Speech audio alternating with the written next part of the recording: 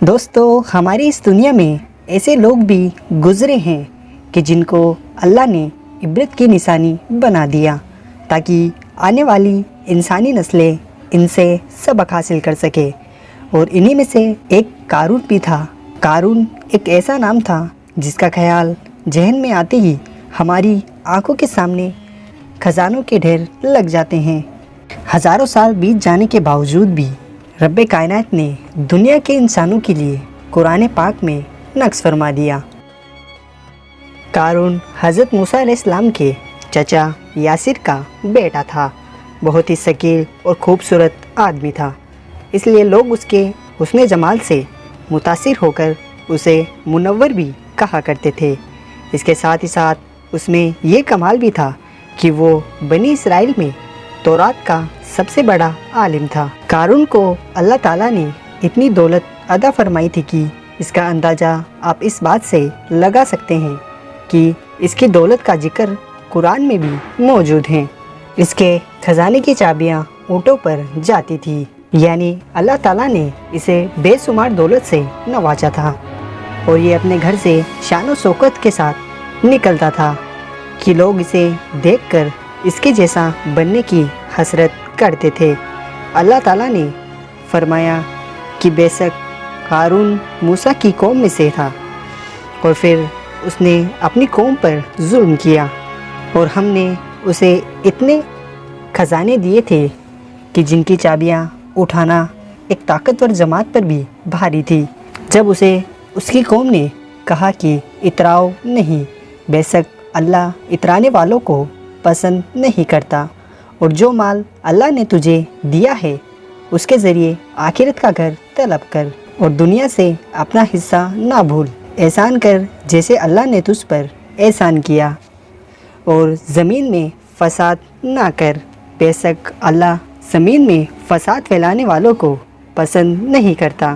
مگر اس دولت اور شان و شوکت نے قارون کو مغرور بنا دیا۔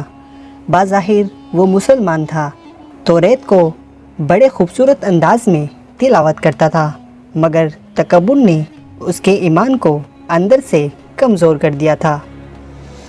بنی اسرائیل پر زکوٰۃ کا حکم نازل ہوا، اور حضرت موسیٰ علیہ السلام نے قارون سے زکوٰۃ دینے اور غریبوں کی مدد کرنے کو کہا، تو قارون نے حضرت موسیٰ علیہ السلام سے یہ عہد کیا کہ وہ اپنے تمام مالوں میں سے 1000واں حصہ زکوٰۃ نکالے گا۔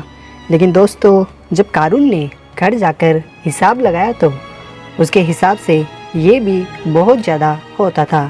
یہ دیکھ کر اس کے نفس نے اتنی بھی جہمت نہ کی، اور کہنے لگا، یہ جو کچھ بھی خزانے میرے پاس ہیں وہ میری محنت کا نتیجہ ہیں، اس میں بھلا اللہ پاک کا کیا کمال۔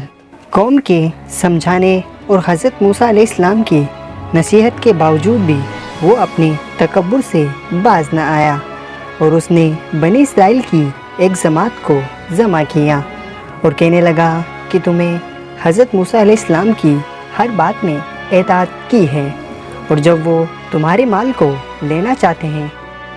اس طرح قارون نے لوگوں کو بہکانا شروع کر دیا، اور اس نے ایک ناپاک سازش کو بھی انجام دیا۔